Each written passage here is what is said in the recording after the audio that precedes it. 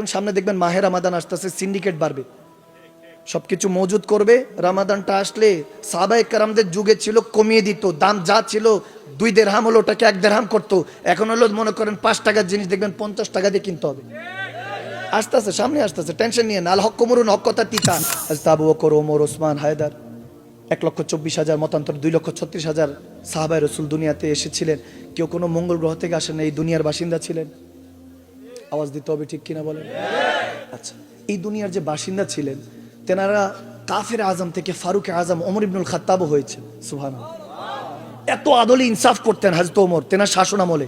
কেউ যদি গোশত একদিন কিনলো, মনে করেন আজকে গোশতের দোকান থেকে গোশত কিনছে, পরের দিন যদি কিনতে যেত হযরত ওমর ট্যাক্স বসায় দিত। হ্যাঁ, বান্দা খাওয়ার জন্য খাবার পায় না, তুমি গোশত 2 বেলা খাইতেছো, তার ট্যাক্স দাও, তার কর পরিশোধ করার বাধ্য করো। দেখে তো কর পরিশোধ করতে পরের দিন। সুবহানাল্লাহ।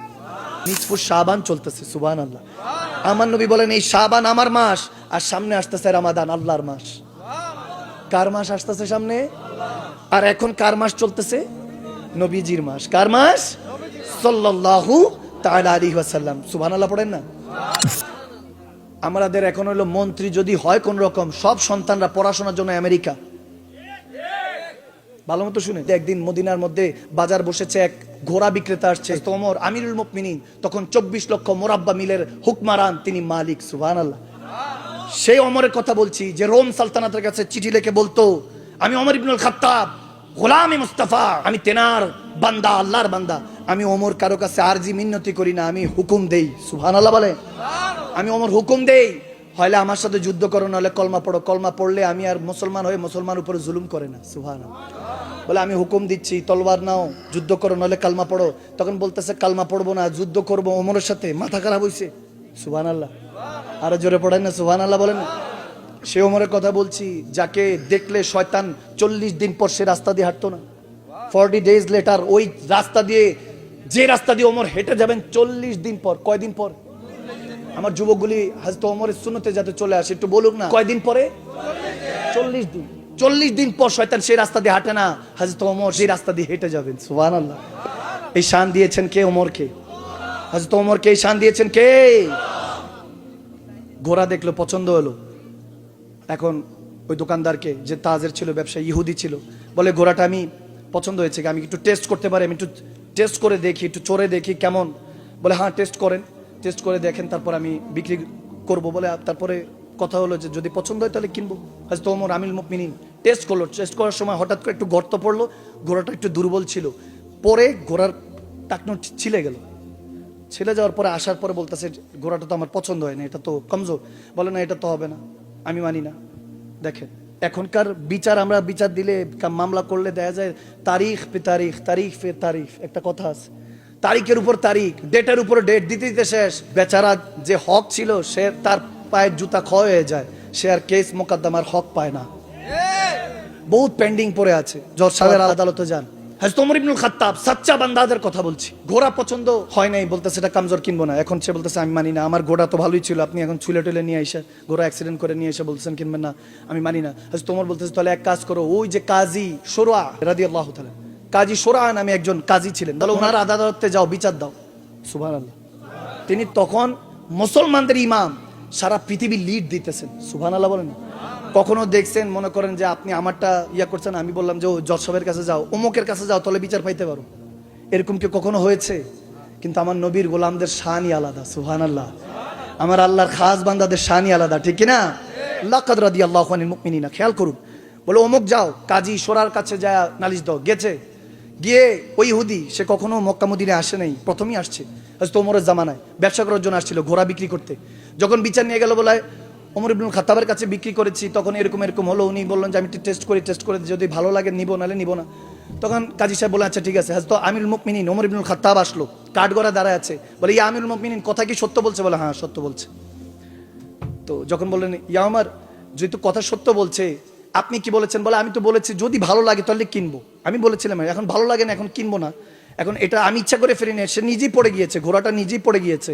এখন ভালো ঘোড়া হলে সে পার হয়ে যেত, ঘোড়াটা কমজোর, বেশি একটা ভালো না, এই জন্য পড়ে গিয়েছে। এখন সে বলতেছে না, আমি আমার বিচার চাই। সে ইহুদি বলতেছে, দূর থেকে এসেছে, বলে আমি বিচার চাই, আমার বিচার করতে হবে।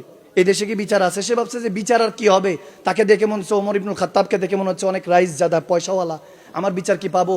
তখন সে মনে মনে ভাবতে দেরি নাই, বলে তুমি কি চেয়েছো? বলে আমি তো বিক্রি করার নিয়ত করেছি, আমার তাহলে ক্ষতিপূরণ দেখ বা আমার ঘোড়াটা ঠিকঠাক করে দেখ, কিংবা তিনি আমার ঘোড়াটা কিনে নিক।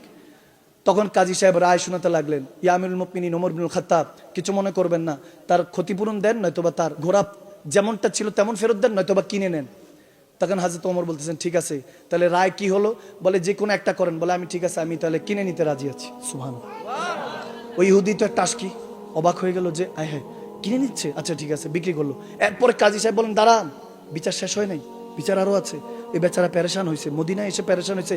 ইয়া আমার ইবনুল খাত্তাব, কিছু মনে করবেন না, সে যেহেতু পেরেশানি হয়েছে তাকে খাবারের ব্যবস্থা দিতে হবে, তাকে খাবার খাওয়ার ব্যবস্থা করতে হবে। আপনি খাবার খাওয়ার ব্যবস্থা করেন এবং তার যাতায়াতের খরচও দিতে হবে।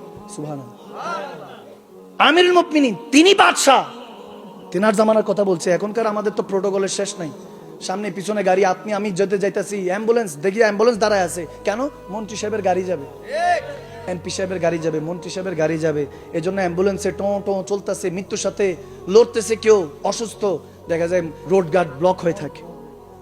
আমি আজকালকার কথা বলছি না। দেখেন কেউ কেউ বলে যে আমরা মুসলমান, হাকিকতে মুসলমান না। আমি বলি বোকা, নাদান, বুঝে না। আমাদেরকে দেখে মনে করি ইসলাম এরকম না, আমাদেরকে না। আসেন ওমর ইবনুল খাত্তাবের কাছে, আমার নবীর সাচ্চা গোলামদের কাছে আসেন। সুবহানাল্লাহ। তখন আপনাদেরকে বুঝাবো, পড়াবো যে হাকিকতে ইসলাম কি। কারণ এখন ডে বাই ডে প্রত্যেকদিন মাহফিল, তো প্রত্যেকদিন মাহফিল, এই জন্য মানুষেরই অবস্থা। হাকিকতে যদি ইসলামের কথা হতো, দিনের কথা হতো, এখন হাকিকতের কথা নাই, দিনের কথা নাই, সব বিল্লিসান, জুবানি জুবানি। ওমর ইবনুল খাত্তাব ডাক দিল, তাই বলে ভাই আয়, তোকে একটু খাবার দাবার ব্যবস্থা করি। খাবার দাবার ব্যবস্থা হলো। ওই ইহুদি চোখ দিয়ে পানি পড়ছে, বলে চলো আব্দুল ইবনে ওমরকে, ওনার সন্তানকে, হযরত ওমর বললেন যে যাও সাহেবজাদা যাও, ওনাকে ছেড়ে দিয়ে আসো। তখন বলতেছে আমি এখন আর কোথাও যেতে চাই না, আমি এখানে থাকতে চাই। ইহুদি বলতেছে ইয়া আমিরুল মুমিনিন, আপনার পরিচয় পেয়েছি, আপনি নাকি মুসলমানদের ইমাম। আরে বাদশা যদি এরকম হয়, যিনি আপনাকে এই কালমার দাওয়াত দিয়েছে, আরে ये तो हाल था शान खिदमतगारों की, खिदमतगार खादिमদের শান বলছি। বলে খাদিমদের শান যদি এরকম হয়, সরদারে মদিনে কা আলম क्या होगा? কামলিওয়ালা নবীর শান কি? সেই নবীর কলমা পড়ে আমাকে এখনই মুসলমান বানিয়ে নেন। ওই ইহুদি চোখের পানি ছেড়ে কলমা পড়ে মুসলমান হয়ে গেল। সুবহানাল্লাহ। হেদায়েতের মালিক কে? আল্লাহ। ওই আদল ইনসাফ নাই, ওই আদল ইনসাফ এখন নাই। বর্তমানে এখন হলো সব টেকনোলজির জামানাতে আদল ইনসাফ এখন মনে করেন উঠেই গেছে। বলতে আমর বিন আস রাদিয়াল্লাহু তাআলা কুফার গভর্নর বানিয়েছেন হযরত ওমর, কুফার গভর্নর। এখানে আপনি আমি হয়তো বা কেউ না কেউ গভর্নর থাকার কথা। এখন খেলাফত নাই তো, গণতন্ত্র নামে ষড়যন্ত্র শিকার আমরা। আমি গণতন্ত্রকে কখনো ছোট করে কথা বলি না, তবে পলিটিক্স, আই হেট পলিটিক্স। গণতন্ত্র যেটা বর্তমানে চলছে, রাজনীতির নামে মারো কাটো, ধর্মের নামে মারো কাটো, খেলার প্লেয়ারের নামে, দলের নামে মারো কাটো, আমি এগুলোকে পছন্দ করি না। মুমিনও পছন্দ করেন না, ঠিক না? মুমিন কখনো এগুলো পছন্দ করতে পারে না, যেগুলোর মধ্যে মারামারি কাটাকাটি। আমর বিন আস রাদিয়াল্লাহু তাআলা কুফার গভর্নর বানিয়েছে। তো তার সাহেবজাদা দেখতেছে যে এক গোলাম আছে, তেনাদের গোলাম একটু ভুল করছে, দিছে মায়ের, চাবুক দিয়ে ইচ্ছা মতো পিঠে মারছে। সেই গোলাম করলো কি, সেই ঘোড়ার মধ্যে উঠে মদিনা রওনা দিছে যে আমি হযরত ওমরের কাছে বিচার নিব। আসলো হযরত ওমরের কাছে, এসে পিঠটা উল্টায় দেখালো, ইয়া আমার দেখেন আমর বিন আস এর গভর্নর, ওনার সাহেবজাদা আমাকে কি করছে দেখেন। হযরত ওমর চোখের পানি ছেড়ে দিল, হ্যাঁ আমার সালতানাতে এরকম হচ্ছে, এত বড় জুলুম? যাও, তুমি কি কোনো পাপ করেছো, ভুল করেছো? বলে আমার ভুল ছিল যতটুকু, এর থেকে। বলে আমি হলাম গভর্নর ছেলে, তুই আমার সাথে বেয়াদবি করস, বলে আমাকে মারছে ইচ্ছা মতো। বলে যাও আমার বিনা আজকে খবর দাও। গভর্নর সাহেবজাদা আসলো, এসে হযরত আমিরুল মুমিনিন ওমর ইবনুল খাত্তাবের কাছে দাঁড়িয়ে আছে রাদিয়াল্লাহু তাআলা।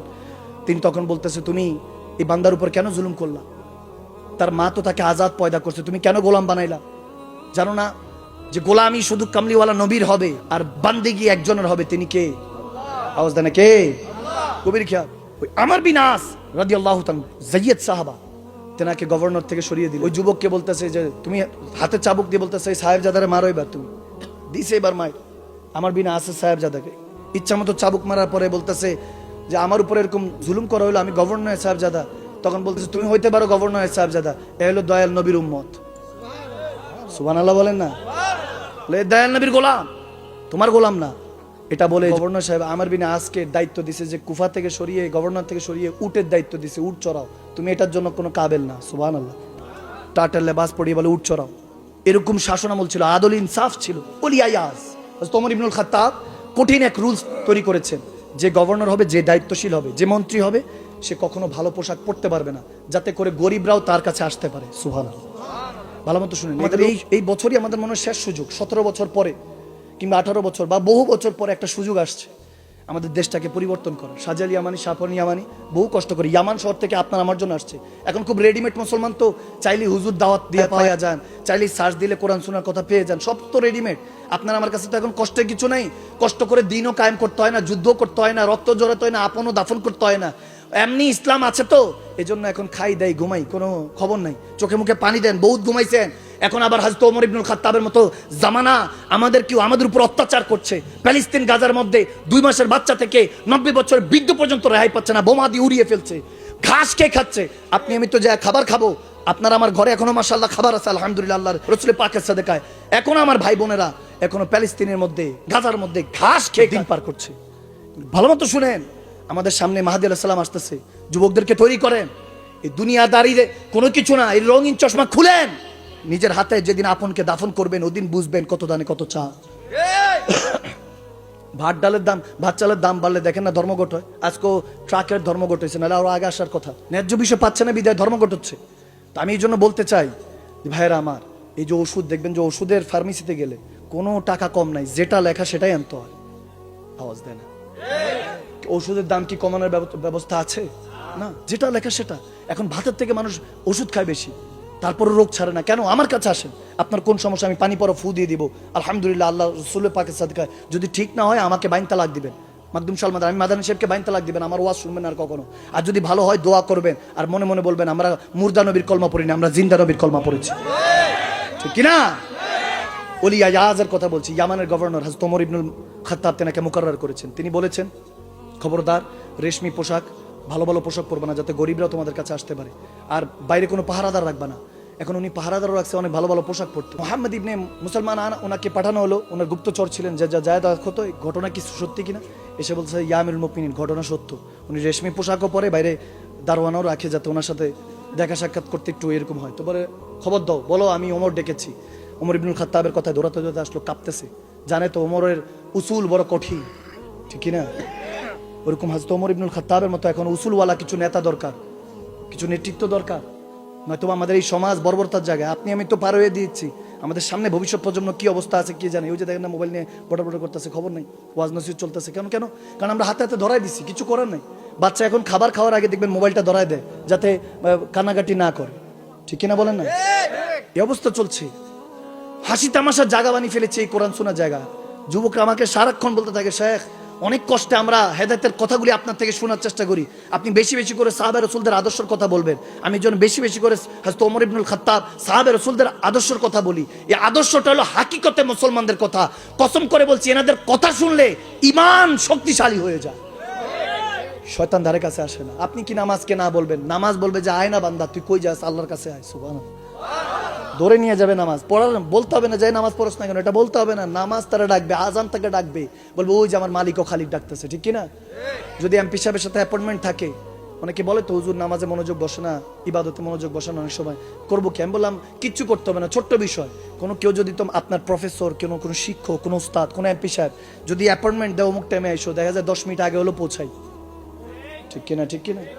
নাহলে বা নয়তো বা যেনাকে টাইম দেওয়া হচ্ছে, ওয়াক্ত দেওয়া হয়েছে, পি সাহেব হোক, স্কলার হোক, এমপি সাহেব হোক, মন্ত্রী সাহেব হোক, প্রফেসর হোক, যে হোক, যদি বুজুর্গানের দিন হয়, আমরা সময় থেকে 10-15-20 মিনিট আগে হলো পৌঁছাই। যখন আপনি এটাকে মূল্যায়ন করা শিখে গিয়েছেন, কসম করে বলছি, এতটুকু যদি থাকে আপনার কাছে আদব, তাহলে আপনি আল্লাহ রাসূলের আদবও শিখবেন। আজান দেওয়ার আগে মসজিদে পৌঁছে যাবেন ইনশাআল্লাহ। কথা বুঝতেছেন? ভালো মতো খেয়াল করুন। সা'দ বিন আবি ওয়াক্কাস রাদিয়াল্লাহু তাআলা, হুজুরে পাকের মামা যান, তেনাকে পর্যন্ত ডাকানো হয়েছে যে তিনিও কি এরকম করছেন কিনা, কিন্তু তিনি কখনো এরকম করেন না। উনি ভালো, উনি জান্নাতি সুসংবাদ প্রাপ্ত একজন ছিলেন, সুবহানাল্লাহ। এখন ওলি আয়াজও দাঁড়ায় আছে, সা'দ বিন আবি ওয়াক্কাসও দাঁড়িয়ে আছেন, নবীজির মামা যান, এবং হযরত ওলি আয়াজ তিনিও সাহাবা। দুজনকে দাঁড়িয়ে বলতেছে আপনি কেন পড়েন? বলে কি করব, ওই ভালো পোশাক না পরলে অনেক বড় বড় রাষ্ট্র থেকে মন্ত্রীরা আসে দেখা করতে, পোশাক ভালো না পড়লে কি মনে করবে, এজন্য পড়েছি। তারপর বলতেছে ওই প্রোটোকলের জন্য ওই বাইরে যে দারোয়ান রেখেছি, লোক রেখেছি, এটাও প্রোটোকলের জন্য, নাহলে যে কেউ এসে ঢুকে যায়। সা'দ বিন আবি ওয়াক্কাসের উপরে এটা সেম তহমত লেগেছে। তিনি বলেন যে আমি এরকম করি না, আপনি কেন আমার উপরে অবিশ্বাস করছেন? বলে অবিশ্বাস না, বিচার যেহেতু এসেছে, বিচার করার দায়িত্ব আমি ওমরের। আমি কোনো দুনিয়াদারির খুশির জন্য কোনো কথা কাজ করছি না, কিংবা কোনো খুশির জন্য কাজ করছি না। আমি একজনকে হিসাব দিতে হবে, তিনি হলেন কে? আওয়াজ দেন, কে? বলে আল্লাহ রসুলের কাছে আমার হিসাব দিতে হবে, আমি সেজন্য কঠিন এই নিয়ম জারি করেছি। তেনাকে বের করে আবার তেনাকে উটের চাকরি দিছে, যান আপনি উট চড়ান, আপনি গভর্নর হওয়ার দায়িত্ব রাখেন না। ওয়ালি ওয়াসকে উট চড়ানোর দায়িত্ব দিছে। সাদ বিন আবি ওয়াক্কাস তিনি একটু নারাজ হয়েছিলেন, তেনার হাত ধরে বলতেছেন ভাই আমার বিশ্বাস ছিল আপনি এরকম করতে পারেন না, কিন্তু যেহেতু তহমত এসেছে, আপনার উপর তহমত লেগেছে, এই জন্য আমি জাস্টিফাই করলাম, আমি একটু দেখে শুনে ভেরিফিকেশন করার দরকার আছে, একটু যাচাই বাছার দরকার আছে, এই জন্য। আর যারা তহমত লেগেছে তাদেরকে শাস্তির ব্যবস্থা করব, আপনি নারাজ হবেন না। উনিও হাত ধরে বলতেছেন, চুমু খেয়ে বলতেছেন, হাতে বুচি নিয়ে বলতেছেন আমি নারাজ হই নাই, আমি গর্ব করি আপনিও যে নবীর উম্মত আমিও সেই নবীর উম্মত। সুবহানাল্লাহ। এনাদের ছিল অ্যাপ্রিসিয়েশন। আমরা এখন ভুল ধরা দিলে তো সব খারাপ। একজন এসে বলতেছে যে টাকা দাও, জাস্ট বলে এত বছরের সম্পর্ক শেষ করে দিলি, তোর থেকে এটা আশা করিনি, তুই অনেক বছরের বন্ধুত্ব শেষ করে দিলি এক নিমিষে। ওই বেচারা বলছে আমি কি বললাম এমন? বলে তুই কি বলছো? বলে আমি তো, তুই যে আমার থেকে টাকা নিছিস আমি ওই টাকাটা চাইলাম। বলে এটার মানেই তো সম্পর্ক শেষ। কথা বুঝেন নাই? মানে টাকা ধার দিয়ে বিপদে আছে, এরকম অবস্থা আছে কি নাই? আচ্ছা, যারা করজ নেয়, আমার হুজুরে পাক বলে কেউ যদি কাউকে হাওলাত দেয়, ওই টাকা যার কাছে যতক্ষণ আছে দিতে না পারলেও টেনশন নিও না, তার যত সগীরা গুনাহ হইতেছে ধারওয়ালার কাছে ধার দেওয়ার কারণে তাই সে এখনো ফেরত দেয় নাই, কিন্তু আমার নবী বলতেছেন তাহলে তোমার সমস্ত সগীরা গুনাহগুলি আল্লাহ মাফ করতে থাকবে। সুবহানাল্লাহ। বলে টাকাটা বেশি দেওয়ার দরকার নেই, শাস্তি দিয়ে দিবে, যদি মুমিন হয় দিয়ে দিবে, কমিন হলে তো দিবে না, ঠিক কি না? কমিন হলে তো অন্য চিন্তা করবে। আর যদি মেরে চলেও যায়, সেটা খোদা আলী বলেন টেনশন নিও না, আমার নবী বলেছেন যদি কেউ টাকা ফেরতও না দেয়, তোমাকে যদি ধোকা দিয়ে বোকা বানানোর চেষ্টা করি, আসলে সে বোকা, সে আর তোমাকে হাজার চেষ্টা করলে ওই বিশ্বাস খরিদ করতে পারবে না, আল্লাহর দরবারে নাফরমান হয়ে জাহান্নামে হয়ে গেছে, ঠিক কিনা? তুমি চালাক, তুমি বিশ্বাস করে দিন আমানু, হে ঈমানদাররা, ঈমানের কথা বারবার এসেছে সূরাতুল বাকারার 3 আয়াতে, ওয়াল্লাযীনা ইউমিনুনা বিল গায়বি ওয়া ইয়াকিমুনাস সালাত ওয়া আতুজ যাকাত। আল্লাহ বলতেছেন হে ঈমানদাররা, যারা আমি আল্লাহকে দেখো নাই বিশ্বাস করেছো, তারপরে তারা নামাজ পড়েছো, যাকাত দিয়েছো, তাদের জন্য সুসংবাদ হলো আমি আল্লাহ তাদেরকে জান্নাত দেওয়ার জন্য বসে আছি। সুবহানাল্লাহ। হাকিকতের কথা বলছি, কি কষ্ট হচ্ছে আপনাদের? সাদ বিন আবি ওয়াক্কাস একজন দৌড়ে আসছে হযরত ওমরের কাছে, বলতেছে খালিদ বিন ওয়ালিদ তো সব ফাতা পাচ্ছে, যেই দেশে যায় সেই দেশ বিজয় হয়ে যায়। সুবহানাল্লাহ। তখন হযরত ওমর বলতেছে না, খালিদ বিন ওয়ালিদের উসিলা হচ্ছে, কিন্তু খালিদ বিন ওয়ালিদ এটার মালিক না, যা কিছু বিজয় দিচ্ছেন কে বিজয় দিচ্ছেন? নাসরুম মিনাল্লাহি ফাতুন কারীব, আল্লাহর ইচ্ছায় বিজয় পাচ্ছে। এখন বলে না না, খালিদ বিন ওয়ালিদ ভালো ফাইটার, নট ডিফিটেড পারসন, এমন ফাইটার কখনো হারেন নাই, জীবনে কখনো হারের সম্মুখীন হয় নাই। সুবহানাল্লাহ বলেন না, হারের সম্মুখীন হয়নি, এরকম ডিফিটেড পারসন ছিলেন। তলোয়ার, সোর্ড অফ আল্লাহ অলমাইটি বলা হতো, তেনাকে সাইফুল্লাহ, আল্লাহ তলোয়ার বলা হতো। সুবহানাল্লাহ পড়েন না?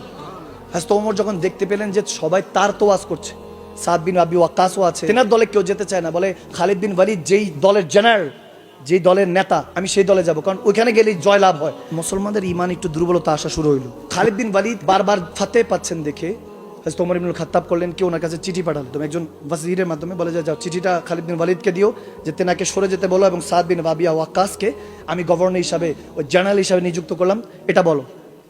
আপনারা আমার কাছে যদি মন্ত্রিত্ব নিয়ে নেয়, আমরা তো ডাইরেক্ট মিছিল শুরু করবো যে না এটা মানি না, মানবো না, মানতে পারি না, এত বছর গোলামি করলাম, এখন আমাকে দল থেকে সরাই দিয়েছেন, সব বিজয় তো আমি এনে দিলাম, এরকম হয় কি হয় না? কিন্তু নবী সাচ্চা গোলামরা, সাচ্চা আমার আল্লাহর বান্দারা এরকম ছিলেন না। ভালো মতো খেয়াল করেন, চিঠিটা যখন পেলেন খালিদ বিন ওয়ালিদ পড়ে চিঠির মধ্যে একটা চুমা দিলেন। সুবহানাল্লাহ বলেন না? চুমা দিয়ে বুকের মধ্যে রেখে সাদ বিন আবি ওয়াক্কাস রাদিয়াল্লাহু তাআলার কাছে বলতেছে, সব জার্নালের সবকিছু খুলে ওনার কাছে দিয়ে বলতেছে আজকে থেকে আপনি আমাদের লিডার। সুবহানাল্লাহ। মুসলমানদের জার্নাল আপনি। বলে কেন? বলে হযরত ওমর আমাকে সরিয়ে দিয়েছেন, অনেক দায়িত্ব ছিল, আলহামদুলিল্লাহ একটু ছুটি পেয়েছি, আল্লাহর কাছে শুকরিয়া। সুবহানাল্লাহ। আল্লাহু আকবার। আমরা তো এখন যে কেউ মসনদে বসতে চাই, কুরসিতে বসতে চাই, আর তেনারা কুরসি যদি কেউ সরিয়ে দিতেন, যে ওনার উপরের দলের যিনি লিডার উনি সরিয়ে দিলে ওনারা আরো হাত ছেড়ে বাঁচতেন, আল্লাহর দরবারে শুকরিয়া করতেন যে বড় দায়িত্ব, ঠিক কিনা? আল্লাহু আকবার। সাদ বিন আবি ওয়াক্কাস রাদিয়াল্লাহু তাআলা, তিনি যখন দৌড়াতে দৌড়াতে ফাতাহ করতে করতে সামনে অগ্রসর, সামনে দেখেন সমুদ্র, দরিয়া, এখন কেমনে পাড়ি দিই, নৌকা টোকাও নাই, জাহাজ স্টিমার ওইরকম তো ওই ব্যবস্থা ছিল, বলে নৌকা নাই, জাহাজ নাই, কিভাবে পাড়ি দিই? তখন বলে খালিদ বিন ওয়ালিদ কোথায়? তেনাকে নিয়ে তিনি এখন সাধারণ সৈন্যদের মধ্যে চলে আসছে। সুবহানাল্লাহ। এত বড় অ্যাটর্নি জেনারেল, এত বড় জেনারেল আর্মি, মুসলমানদের যে আর্মি ব্যাটল ছিল, বেশিরভাগ ফুতুহাত, বেশিরভাগ বিজয় মুসলমানদের, এই রোম সালতানাতকে যিনি ফাতাহ করেছেন, প্যারিস সালতানাতকে যিনি নাকানি চুবারি খাওয়াইছেন, সেই Khalid bin Walid, the sword of Allah almighty, সাইফুল্লাহর কথা বলছি, আল্লাহ তলোয়ার, যেনাকে আমার হুজুর লকব দিয়েছেন। সুবহানাল্লাহ। তেনার কথা বল, তিনি সৈন্যের মধ্যে চলে গেছেন। বলে সাদ বিন আবি ওয়াক্কাস বলছে ওনাকে একটু ডেকে আনো। আনার পরে বলছে ভাই সামনে তো নদী, কি করে পারি দিই? কানে কানে একটা দোয়া শিখিয়ে দিলেন। সুবহানাল্লাহ, দোয়া শিখিয়ে দিলেন। দোয়াটা কি? বলতেছে আল্লাহর কাছে ফরিয়াদ করেন, আল্লাহ ওই আদল ইনসাফ করনেওয়ালা ওমরের উসিলায় রাস্তাটা সহজ করে দাও। জোরে পড়েন না সুবহানাল্লাহ, পড়েন না আল্লাহু আকবার। যখন এরকম হলো বলতেছে কি করা যায়? বলে নামেন। এখন রাস্তা তো হচ্ছে না, বলে নামেন, ঘোড়া নিয়ে নামেন। ঘোড়া নিয়ে নামলেন সাদ বিন আবি ওয়াক্কাস রাদিয়াল্লাহু তাআলা, তিনি নামলেন। এরপর খালিদ বিন ওয়ালিদও নামলেন। দেখা গেল পুরো লাশকার নামলো নদীর উপরে, এমন ভাবে পাড়ি দিয়ে ওপারে উঠলেন, একটা ফোঁটা পানিও ঘোড়ার ওই খরমের মধ্যে লাগেনি। সুবহানাল্লাহ। একজন একজনকে দেখতেছে, সব পৌঁছায় গেছে। হ্যাঁ পৌঁছে গেছে। দস্ত তো দস্ত দরিয়া ভি ছোড়া না হামনে, দস্ত তো দস্ত দরিয়া ভি না ছোড়া হামনে, বহরে জুলমাত মে ঘোড়া দৌড়া দিয়া হামনে। সুবহানাল্লাহ। আল্লামা ইকবাল বলে রাস্তা তো রাস্তা, বলে এমন ভাবে পাড়ি দিয়েছি মনে হইতেছে যে জমিনে যেমনে আমরা চলি নদীর মধ্যে আমরা এমনি পাড়ি দিয়েছি। সুবহানাল্লাহ। কারামাত আউলি হাক্কুন, ওলি আল্লাহদের কারামত, সচ্চা বান্দাদের কারামত, হক এবং সত্য। কারণ তেনাদেরকে মদদ করেন কে? আওয়াজ দেন কে? রব্বে করিম। গভীর খেয়াল। তিনি ওই পারে যাওয়ার পরে দেখা গিয়েছে বড় বড় রোম সালতানাতের বড় বড় বাদশারা বলতেছে যে কি হবে, তোমাদের তো লস্কর কম, সংখ্যা কম, কেউ সামনে আগাচ্ছে না। সাদ বিন আবি ওয়াক্কাস নিজে ঘোড়ার পিছনে বাড়ি দিয়ে বলতেছে চল আমি একাই যাব। সুবহানাল্লাহ। হাজার হাজার লাখো একাই ঘোড়া যখন দৌড়ানি দিছেন, পরে পিছনে সব মুসলমানরা সাহস পেয়েছে, লিডার দেখে সব দৌড়ায় গেছে, ঝাঁপায় পড়ছে, ফতুহাত এসেছে। বিজয়টা দিয়েছেন কে? ইন্নামা আমালু বিন্নিয়াত, নিয়তের উপর বরকত রেখেছেন কে? ওমর ইবনুল খাত্তাব রাদিয়াল্লাহু তাআলা কখনো কাউকে ছাড় দেন নাই, কখনো কাউকে ছেড়ে কথা বলেন নাই। যেই এসেছে, এক ইহুদি এসেছে, ট্যাক্স দিত, বৃদ্ধ হয়ে গেছে। যখন শুনছে আর ট্যাক্স দেওয়ার তেনার অবস্থা নেই, মুসলমান তো মুসলমান, ইহুদি নাসারাদেরকে ঘরে গিয়ে দেখে যে তার খাবার দাবার কিছু নেই, যে ওনাকে ঘোরাতে উঠায় নিজের সাথে নিয়ে এসে বসিয়ে খাবার খাওয়াইছেন। সুবহানাল্লাহ। মোহরায় দিস। তারপর ওনাকে শের খোদা আলীকে বলছেন আপনি ওনার একটু জিম্মেদারি দেখেন, ওনার মধ্যে কি না হয়। ওনাকে একটা দোয়া শিখিয়ে দেন, কালমা পড়তে হবে না, একটা দোয়া শিখিয়ে দেন যাতে সবসময় মুসলমানদের উপরে আল্লাহ দয়া করে। সুবহানাল্লাহ। বলে এই ওজিফা সে সবসময় পড়বে, তার যত খোরাক লাগে, রিজিক লাগে, আমি ওমর ইবনুল খাত্তাব ব্যবস্থা করবো আল্লাহ রাসূলের সাদেকায়। সুবহানাল্লাহ। সে ওমর ইবনুল খাত্তাব রাদিয়াল্লাহু তাআলা, ওই শাসন নাই, ওই শাসন চলে গিয়েছে। আবু শামা ইবনে ওমর, হযরত ওমরের তৃতীয় সাহেবজাদা, দ্বিতীয় ঘরের প্রথম সাহেবজাদা, ইয়ং অবস্থায়, যুবক। ভালো মতো খেয়াল করেন, ওমর ইবনুল খাত্তাব রাদিয়াল্লাহু তাআলা, আমার হুজুরে পাক আছে, নাবিজ বলে কে জানি শরাব পান করাই দিছে। নাবিজ জায়েজ ছিল, খেজুর, দুইটা খেজুরকে পানির সাথে মিশিয়ে 7-8 ঘন্টা রাখলে ওই পানিটা, ওই খেজুর সহ যদি 7-8 ঘন্টা পর কেউ খেয়ে ফেলে, এমন শক্তি আসে, ডায়াবেটিস, কোলেস্ট্রল, অ্যালার্জি, বিভিন্ন ধরনের যত দুর্বলতা সব কমে যায়। আপনি এক সপ্তাহ ট্রাই করেন, এটাকে নাবিজ ড্রিঙ্ক বলা হয়, অর্থাৎ নবীজির ড্রিঙ্ক, নবীজির শরবত। সুবহানাল্লাহ।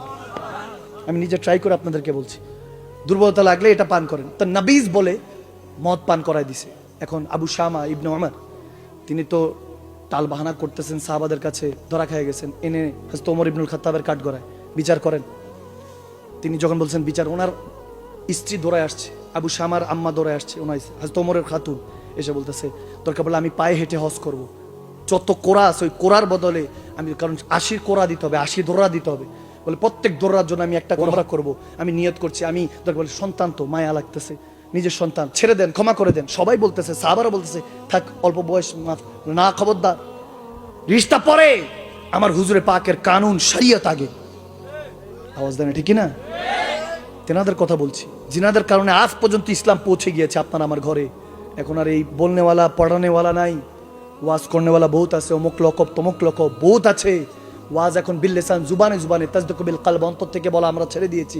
ভিতরে কাফের বসবাস করে, ঠোঁটের আগায় সুন্নতের কথা, আর ভিতরে কাফের বসবাস করছে আমাদের, যার কারণে কেউ হেদায়েত হচ্ছে না। কেন? কারণ বান্দাকে বুঝানোওয়ালা নাই। বুঝানোওয়ালা থাকলে কেউ ময়দান ছেড়ে পালাবে না। আমরা মুমিনের ব্যাটেল আর্মি তৈরি করছি, এজন্য ভালো মতো খেয়াল করুন। আবু শামা ইবনে ওমর যখন এরকম বলতেছে ওমর ইবনুল খাত্তাবকে মাফ করে দেন, বলে না, কোনো মাফি চলবে না। বলতে বলতে দেখা গিয়েছে তেনার উপরে 80 দৌড়া শুরু হয়েছে, একটার পর একটা চাবুক পড়ছে।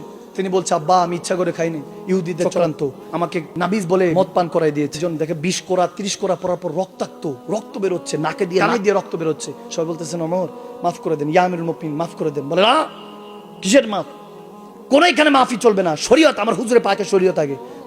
তোমরা ভুলে গিয়েছো, এক খাতুন, আমার কামলিওয়ালা নবী থাকা অবস্থা এক মহিলা চুরি করেছিল, আমার নবী শাস্তি দিয়েছে। কেউ একজন বারণ করতে গিয়েছে যে নারী, বলে না আমি নারী না, যদি আমার ফাতেমা সাইয়্যিদায়ে কায়নাতের কথা বলেছেন, ফাতেমা তু জাহরা, আমার কলিজার টুকরা ফাতেমা ভুল করলে আমি তার হাত কেটে দিতাম। সুবহানাল্লাহ। নবীজির এই কথা হযরত ওমর স্মরণ করিয়ে দিলেন। চাবুক পড়ছে, 60টা কোরা পড়ার পর তেনার অবস্থা খারাপ, এখন জল্লা দোয়া শাস্তি দিতে পারতেছে না। হযরত ওমরের কোলের মধ্যে আবু শামা পড়ে গেলেন, পরে চোখের পানি ছেড়ে দিয়ে বলে, আব্বা মৃত্যুর আগে তো কেউ মিথ্যা বলে না, আমি সত্যি করে বলছি, আমি নাবিজ বলে আমাকে মদ পান করে দিয়েছে বলে আমি জানি, তবে তুই আমার হক মাফ করে দিস, আমি তোর হক মাফ করে দিচ্ছি। বলে, আব্বা আমি আপনার হক মাফ করে দিয়েছি। চোখের পানি ছেড়ে দিয়েছে সন্তান এবং বাবা। ভালোবাসা শুনুন, মহাব্বত শুনুন। আল্লাহ আল্লাহ রসুলের জন্য হব্ব ফিল্লাহ ফি রসুল, বগজ ফিল্লাহ ফি রসুল। আল্লাহ আল্লাহ রসুলের জন্য ভালোবাসা, আল্লাহ আল্লাহ রসুলের জন্য ঘৃণা যখন অন্তরের মধ্যে পয়দা করে ফেলবেন, কসম করে বলছি জুবানের তাসির বেড়ে যাবে, কলবের তাসির বেড়ে যাবে, কুওয়াতে পরওয়ারদিগার আপনার কাছে চলে আসবে, আল্লাহ আপনাকে বান্দা থেকে বন্ধু বানিয়ে নেবে। ওদিন আমার হযরত ওমর বলতেছে, ঘাবড়াইস না আবু শামা, একটু পরেই দয়াল নবীর সাথে তোর দেখা হবে। সুবহানাল্লাহ। বলে, আমি ওমরের সালাম দিস আর বলিস আপনার ওমর এখন আপনার শরীয়তকে দায়েম ও কায়েম রেখেছে। দেখতে দেখতে রূপ পারবাস করে গেল, ভেসাল করে গেলেন, আবু শামা ইন্তেকাল করে গেলেন। আমার হযরত ওমর ইবনুল খাত্তাব রাদিয়াল্লাহু তাআলা জানাজার ব্যবস্থা করলেন। সবাই জানাজা পড়লো, পড়ার পর দোয়া হলো, দোয়ার পরে মুনাজাত হলো, সবাই চলে যাচ্ছে। বলে, দাঁড়াও, এখনো 20 কোরা বাকি আছে, 80 কোরার কথা ছিল, 20 কোরা। বলে, এখন কিভাবে? বলে, তার কবর উপরে 20 কোরা মারো। সুবহানাল্লাহ বলেন না? কবর উপরে 20 কোরা মারো। থান্ডার্ড, এখন যেরকম আপনাদের মন মেজাজ থান্ডার্ড হয়ে গিয়েছে, চিন্তা চেতনা দূর হয়ে গিয়েছে, হযরত ওমরের এই কথা শুনে সবাই ঠান্ডার্ড হয়ে গিয়েছে, এরকম বিচার। বলে, এখন ছেড়ে দেন, কবরের উপরে চলে গেছে। বলে, না, কবর উপরে ভিতরে চলে গিয়েছে, কিন্তু এখনো 20 কোরা বাকি। এই চাবুক যখন মারতে লাগলেন, 20 কোরা কবর উপরে মারা হলো। মারার পরে সবাইকে বলছে, চলে যাও তোমরা। সারা রাত কাঁদলেন। হযরত হুযায়ফা ইবনে ইয়ামানি রাদিয়াল্লাহু তাআলা বর্ণিত যে তিনি বলতেছেন যে শের খোদা আলী, মওলা আলী দৌড়ায় আসলেন, এসে হযরত ওমর ইবনুল খাত্তাবের কাছে এসে বলতেছে, ইয়া আমার ভাই, দয়াল নবীকে স্বপ্ন দেখেছি এবং আবু শামাকে সাথে দেখেছি। সুবহানাল্লাহ। বলে, আবু শামাকে দয়াল নবী কাছে টেনে নিয়েছেন। বলে, ওমর, তোমার এই বিচারের কারণে আল্লাহ আবু শামাকে ক্ষমা করে দিয়েছে, পাক করে সমস্ত জান্নাতের দরজা তার জন্য খুলে দিয়েছে। সুবহানাল্লাহ। বলে, আমার নবী বলতেছেন, ইয়া আলী, ওমরকে বললেন যে আমি নবী তাকে আপন করে নিয়েছি। আবু শামা যখন আমার কাছে এসেছে আমি খুশি হয়েছি ওমরের উপরে, আল্লাহ খুশি। আবু শামা আমার কাছে আসার পরে আমার মনে হচ্ছে আমার ওমর আমার কাছে ফিরে এসেছে। সুবহানাল্লাহ। ইন্তেকালের আগ মুহূর্তে যখন জখম হয়েছে, নাকি যখন মুনাফিক এমন ভাবে আঘাত করলো যে অবস্থা খুব খারাপ, তখন তিনি আম্মা জান আয়েশা সিদ্দিকার কাছে তলব পাঠালেন যে দয়াল নবীর রওজার নিচে 3 জন ঘুমানো যাবে, কবর দেওয়া যাবে। একজন তো দয়াল নবী নিজে আরাম ফরমাচ্ছেন, আবু বকর সিদ্দিকও আরাম ফরমাচ্ছেন, একটা জায়গা আছে। এই ইন্তেকালের 26শে জিলহজ তিনি জখম হয়েছেন, 1 মুহররম তিনি শাহাদাত পেয়েছেন। সুবহানাল্লাহ। একদম শাহাদাতের আগ মুহূর্তের কথা বলছি, শেষ কথা শেষ। ওমর ইবনুল খাত্তাব রাদিয়াল্লাহু তাআলা দুনিয়া থেকে যখন চলে যাচ্ছেন, তিনি আম্মা জান আয়েশা সিদ্দিকার কাছে খত পাঠালেন।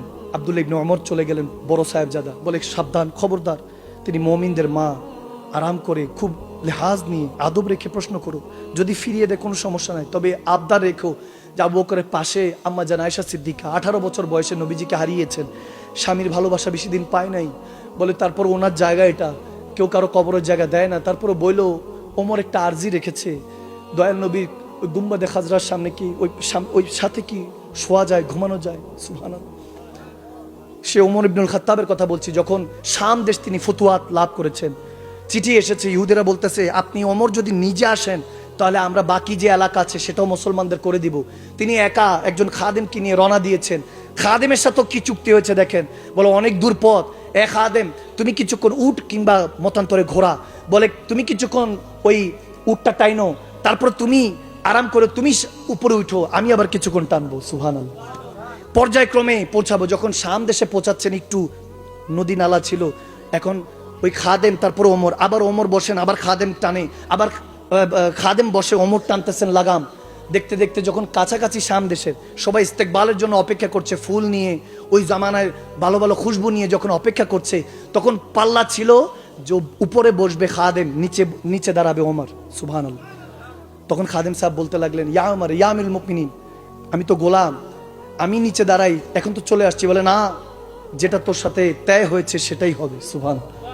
যেটা চুক্তি হয়েছে সেটাই হবে। দেখা গেল ওমর ইবনুল খাত্তাব টানতে টানতে যখন মজলিসের মধ্যে ওই শাম দেশে প্রবেশ করলেন, সবাই ভাবতেছে উপরের জন্য ওমর, নারা দিচ্ছে, ইয়া আমিরুল মুমিনিন নারা দিচ্ছে। তখন তিনি আস্তে আস্তে মাপছে, বলতেছে, আমি ওমর না, ওমর যিনি লাগাম টানতেছেন। সুবহানাল্লাহ। ইহুদিরা বলতেছে, এটা যদি ইসলাম হয়, এই নীতি যদি ইসলাম হয়, তারা বলতেছে 2-4 এলাকা নয়, আমাদের পুরা শাম দেশ আজকে থেকে মুসলমানের নেতৃত্বে চলবে। তখন সবাই কালমা পড়ে হযরত ওমরের কাছে কালমা পড়ে মুসলমান হয়ে গেল। সুবহানাল্লাহ। এইভাবে ইসলাম কায়েম হয়েছে সারা পৃথিবীতে। ভাইয়ের আমার, বাবার আমার, এইভাবে কায়েম হয়েছে। আপনি আমি যেভাবে ইসলাম পড়ছি, নাদান তারা মনে করে যে আমরা ইসলামকে এখনকার আমাদেরকে দেখেন না, আমাদের ওমর ইবনুল খাত্তাব, আমাদের সাহাবে রাসূল আবু বকর, ওমর, ওসমান, হায়দার, তেনাদের কাছে আসেন। খালিদ বিন ওয়ালিদ, কসম করে বলছি, সাদাকাতের নাজারা দেখতে চান, আমাদের কাছে আসেন, আবু বকর সিদ্দিক দেখিয়ে দিব। খেলাফতের নাজারা দেখতে চান, আমাদের কাছে আসেন, ওমর ইবনুল খাত্তাব দেখিয়ে দিব। আমাদের কাছে আসেন, সুজাত, আদবের পেকারা দেখতে চান, কিভাবে মানুষকে সম্মান করতে হয়, ওসমানে গানিকে দেখিয়ে দিব। কিভাবে বেলায়েতের শাহেনশাহ হওয়া যায়, কিভাবে সমস্ত কুওয়াতের আল্লাহর ক্ষমতা হাতের মধ্যে, মুঠির মধ্যে নেওয়া যায়, আসেন শের খোদা আলীকে দেখিয়ে দিব। সুবহানাল্লাহ। দেখবো, দেখাই দিব আপনাদেরকে ফতুহাত, বিজয় কিভাবে মুসলমানদের এসেছে।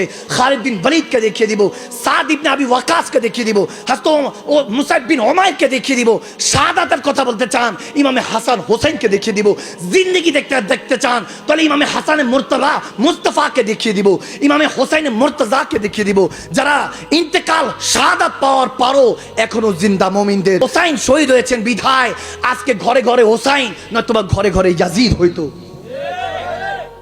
আপনারা আসেন আমাদের কাছে, আমরা শাহজালাল ইয়ামানি পর্যন্ত দেখিয়ে দিব যে আমাদের ইমামদের প্রত্যেকের কবর আছে, ইমামগণদের রওজা আছে, মাজার আছে, জিয়ারতের স্থান।